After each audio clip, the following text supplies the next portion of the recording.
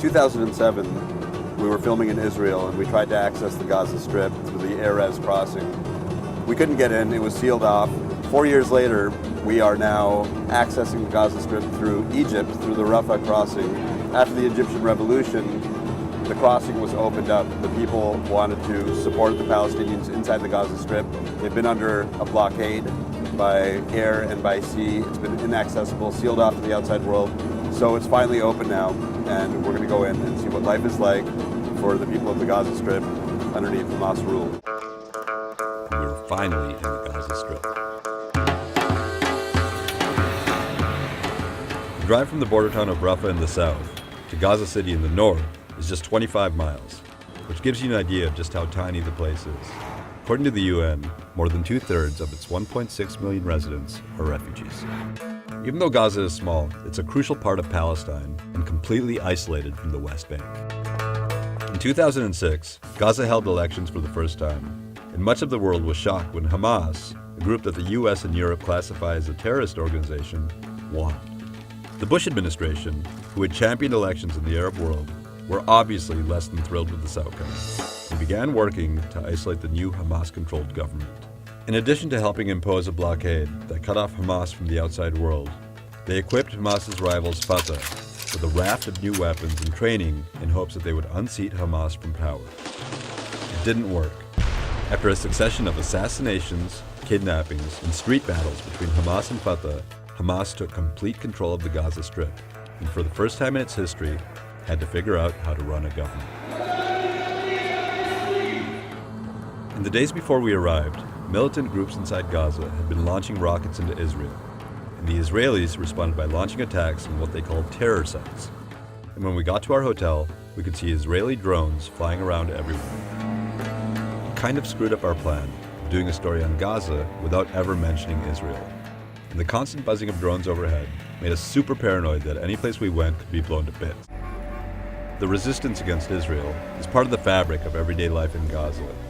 So when a militant group like Al-Ansar decides to have a pop-up press conference in the middle of a busy street, nobody bats an eye, except for us.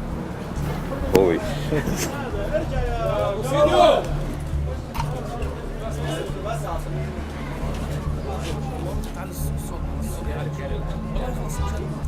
It was a hell of a first day in the Gaza Strip. It's not easy to have your normal daily life with Hamas. If the security of Hamas came to any restaurant, any opening places, and find boys and girls sitting together, they start to ask about the kind of the relationship between you, if it's legal or not. Hamas viewed the Fatah-run Palestinian Authority in the West Bank as an inherently corrupt entity that failed to provide basic services for Gazans and looked the other way when it came to alcohol and drugs. Much of Hamas's popularity comes from the fact that they are seen as honest and incorruptible. And when they took power, they put a concerted effort into stopping out all forms of vice in Gaza. But the same tunnels that allow Hamas to smuggle in weapons from Egypt also allow for a steady flow of drugs. Their children working in the tunnels, they are 12, 13, they are smoking and taking drugs. To the tunnels, many kinds of drugs can enter to Gaza because there is no control on the tunnels.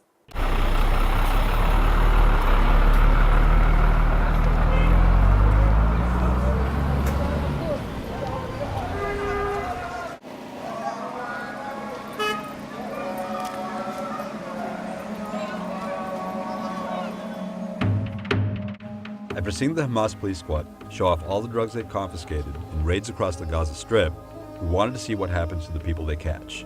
Gaza City's central prison is home to both drug smugglers and drug users. This jail before 1 year. All the prisoners in Gaza about 1,200 in 5 jail.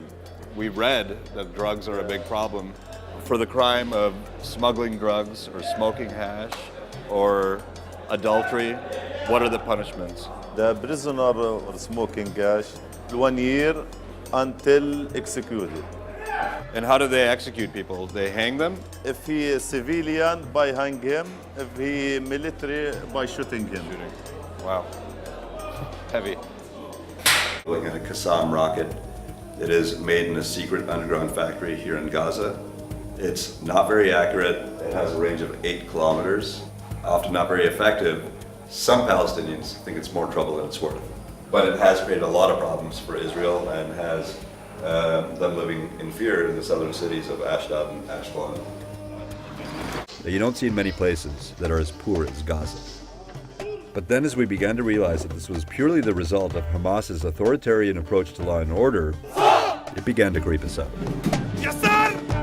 The Hamas government operates in an environment of paranoia that has them on guard, not only against the outside world, but against their brothers and sisters in Fatah, and against ordinary Gazans, whose poverty they fear could tempt them into spying for Israel.